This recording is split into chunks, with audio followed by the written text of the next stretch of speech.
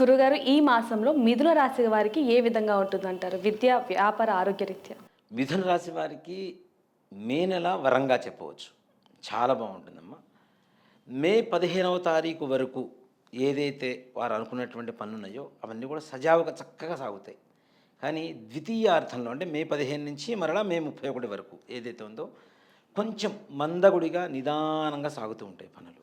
కానీ వేరే బంధువుల వల్ల అంటే పితృవర్గం అంటే తల్లిదండ్రుల వైపు నుంచి వచ్చేటువంటి బంధువులు ఉంటారు కదా, వాళ్ళ వల్ల వీళ్ళు ఏదైతే సంకష్టంలో ఉన్నారో, ఏదైతే పనులు అవ్వవు అనుకుంటున్నారో వాళ్ళ వల్ల తప్పనిసరిగా పనులు పూర్తవుతాయి. వాళ్ళ సహాయ సహకారాలు సంపూర్ణంగా అందుతాయి. ముఖ్యంగా మిథున రాశి వారికి మే నెలలో అత్తింటి వారి వైపు నుంచి శత్రుబాధలు పెరిగేటువంటి అవకాశాలు పెరుగుతున్నాయి. అంటే భార్య వైపు శత్రుబాధలు, ఈ అమ్మాయిని ఏదైనా అనడము, అలిగి అత్తగారింటికి అమ్మగారింటికి వెళ్ళిపోవడము, ఈయన వెళ్ళి ఏదో మాట్లాడుకున్నామని కాంప్రమైజ్ చేసి తెచ్చుకోవటము, లేదంటే వాళ్ళు వచ్చి ఏదైనా మాట్లాడటము, ఇట్లాంటివి ఎక్కువ జరిగేటువంటి అవకాశాలు ఉన్నాయి. కాబట్టి తస్మాత్ జాగ్రత్త మగవాళ్ళు. ఆడవాళ్ళని ఇంట్లో వాళ్ళని ఏమనకండి. కాబట్టి అలాగే ఆడవాళ్ళకు కూడా అత్తింటి వారి వైపు నుంచి ఏదైతే బాధలు ఉంటాయో, అంటే కామన్ చాలా వరకు మనం పాత సినిమాలు సూర్యకాంత గారి దగ్గర నుంచి తీసుకుంటే కూడా ఇప్పటి వరకు కూడాను ప్రతి ఒక్కళ్ళు కూడాను అత్తలు బాధలు పెడుతుంటారు కోడల్ని అని చెప్పి ఒక నానుడు ఉంది. కానీ కొంతమంది స్నేహంగా ఉంటున్నటువంటి వాళ్ళకు కూడా అత్త కోడలు కూడా కొన్ని చోట్ల చూడండి, తల్లి కూతురు అంటే నమ్మేస్తాం మనం, అంత స్నేహభావంగా ఉంటారు.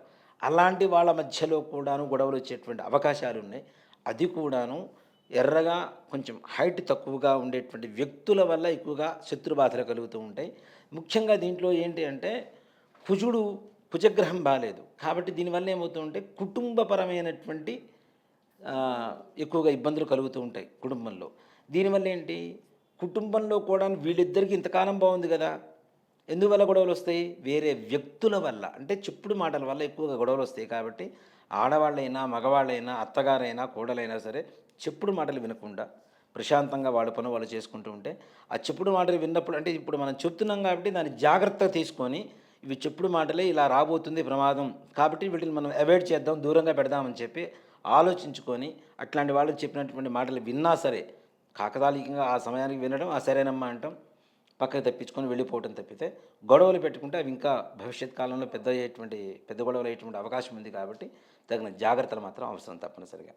అలాగే ఈ తల్లి తరఫు నుంచి ఉండేటువంటి బంధువులు ఎవరైతే ఉన్నారో, మేనమామలు, అమ్మమ్మ, తాతయ్యలు, వీళ్ళు ఎవరైతే ఉన్నారో వీళ్ళ అనారోగ్య పరిస్థితి మాత్రం కొంచెం క్షీణించేటువంటి అవకాశాలు ఉన్నాయి. కాబట్టి తగిన జాగ్రత్తలు అంటే ఒక మాట చెప్తాను, మనకేం సంబంధం లేదు, మా మేనమామ గారు కదా చూసుకునేది అంటే, నీకు జన్మనిచ్చిన తల్లి ఆ ఇంటి నుంచే వచ్చింది కాబట్టి వాళ్ళు చూసుకోవాల్సినటువంటి బాధ్యత మనకు కూడా ఉంది.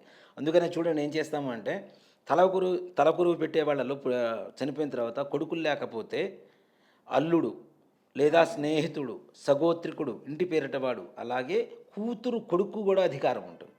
వాడిని దౌహిత్రుడు అంటారు. కాబట్టి తాత అమ్మమ్మని చూసుకోవాల్సినటువంటి బాధ్యత మన ఎందుకు కూడా ఉంటుంది. కాబట్టి వాళ్ళ ఆరోగ్య పరిస్థితి కూడా క్షీణించకుండా జాగ్రత్త పడటం అనేది మన వంతు కూడా బాధ్యత ఉంటుంది. కాబట్టి ఆ విధంగా జాగ్రత్త పడటం ఒకటి.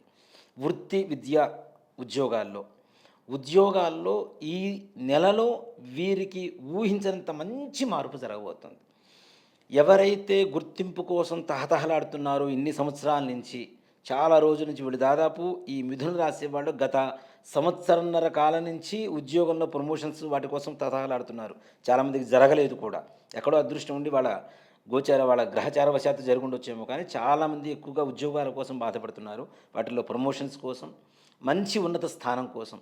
ఇట్లాంటి వాళ్ళకి ఈ నెలలో, మే నెలలో సంకల్పం అంటే ఒకటి చెప్తానమ్మా, గ్రహాలు ఎప్పుడూ కూడాను ఇప్పుడు మనం చెప్పబోయేటువంటి పంచాంగం కావచ్చు, జాతకం కావచ్చు, జ్యోతిష్యం కావచ్చు, హస్త సాముద్రికం కావచ్చు, ఈ నాడీ శాస్త్రం కావచ్చు, ఏదైనా సరే మార్గదర్శకంగా మాత్రమే ఉంటాయి. నా గ్రహాలు బాగున్నాయి కదా, నేను ఇంట్లోనే కూర్చుంటాను, ఐఏఎస్ పాస్ అవ్వాలి అంటే మాత్రం ఎవరు. ఐఏఎస్ పాస్ అవ్వాలంటే ఏం చేయాలి, దానికి తగ్గ గ్రహ అనుకూలత ఉంటే తప్పనిసరిగా దైవానుగ్రహం ఉంటుంది, తప్పనిసరిగా మనం పాస్ అవుతాం. ట్రై చేసి కూడా ఫెయిల్ అయిన వాళ్ళు లేరా, అన్నీ చదువుకున్న వాళ్ళు కూడా అలాగే. కాబట్టి మనం చెబుతున్నది ఏంటి అంటే, మార్గదర్శకంగా ఈ విధంగా ఉంటుంది కాబట్టి ఈ విధంగా నడుచుకుంటే బాగుంటుందని చెప్తున్నాం. కాబట్టి ఉన్నత ఉద్యోగానికి ఏదైనా ప్రయత్నాలు చేయాలి అనుకుంటే మాత్రం ఈ మే నెలలో చేస్తే తప్పనిసరిగా సఫలీకృతం అవుతుంది, మంచి ఫలితం వస్తుంది వాళ్ళకి. అలాగే విద్యలో చదువుకునేటువంటి పిల్లలకు కూడా మంచి ఉన్నత విద్య, విదేశీ యానం కోసం ప్రయత్నం చేసేటువంటి వాళ్ళు ఎవరైనా మిథున రాశిలో చేయాలి అనుకుంటే ఈ నెలలో చేయండి తప్పనిసరిగా. కనీసం అప్లికేషన్ పెట్టడం వీసా కోసం ఇట్లాంటివి జరుగుతూ ఉంటాయి కదా, స్లాట్స్ తీసుకోవటం, ఇలాంటివి ఈ నెలలో చేస్తే మిథున రాశి వారికి విశేషమైనటువంటి ఫలితం కలుగుతుంది. వీరు ఏ దేవుణ్ణి పూజిస్తే మంచిదంటారండి? వీరు వచ్చేసరికి మనకి కందులతో మనం ఏం వంట ఇది చేయలేం, అవునా? కందులతో ఏం చేస్తాం? కందిపప్పుతో సాంబార్ రైస్ చేస్తాం కదా. ఈ సాంబార్ రైస్ చేసి మంగళవారం ఒక చిన్న చిన్న ప్యాకెట్స్ కట్టుకోండి, ఒకరికి సరిపోయేంతగా. అలా ఒక 5 ప్యాకెట్లు కట్టుకొని ఏదైనా దేవాలయం ముందు తప్పనిసరిగా ముష్టి వాళ్ళు ఉంటారు, వాళ్ళకి అంటే ఎవరికి ఏ దానం చేసినా దాంతోపాటు దక్షిణ అనేది తప్పనిసరి. అక్కడ మనం ముష్టి వాళ్ళకి ఇస్తున్నాం అని చెప్పి ఏదో హీనంగా ఇవ్వడం కాదు, మనకి గ్రహ బాధలు పోవడం కోసం కారకం అవుతున్నారు వాళ్ళు. అంటే వాళ్ళే గ్రహాలు, వాళ్ళల్లో గ్రహాన్ని మనం భావించుకొని వాళ్ళకి ఇస్తున్నాం కదా. కాబట్టి వాళ్ళని అమర్యాదగా అగౌరవంగా చూడకూడదు. తప్పనిసరిగా వాళ్ళకి ప్రశాంతంగా కావాల్సిన టేస్టీగా, ఇంట్లో కుదరలేదు బయట హోటల్లో కొనుక్కొచ్చైనా సరే వాళ్ళకి ఇచ్చేసి, దాంతోపాటు ఏదైనా దక్షిణ తప్పనిసరిగా కాయిన్స్ ఏమైనా ఇచ్చేసి కాళ్ళు కొడుక్కొని ప్రధాన ఆలయం లోపలికి వెళ్ళి నవగ్రహాలకు ప్రదక్షిణం చేసి తప్పనిసరిగా ఆ ప్రధాన దేవత అనుగ్రహం తీసుకొని తర్వాత సుబ్రహ్మణ్యేశ్వర స్వామి వారికి మంగళవారం అభిషేకం చేయగలిగితే సంతానం లేనటువంటి వారికి సంతానం, ఉద్యోగం ప్రమోషన్స్ కావాలనుకున్న వారికి ఉద్యోగం, ఉన్నత విద్య చదువుకోవాలి అనుకునేటువంటి వాళ్ళకి విద్య, అలాగే విదేశీ ప్రయాణం కోసం ప్రయత్నించేటువంటి వాళ్ళకి విదేశీయానం, ఇలాంటివన్నీ కూడా తప్పనిసరిగా సుబ్రహ్మణ్యేశ్వర స్వామి అనుగ్రహం చేత తప్పనిసరిగా కలుగుతాయి. ధన్యవాదాలండి. శ్రీమాత్రే నమః. శ్రీ గురుభ్యో నమః.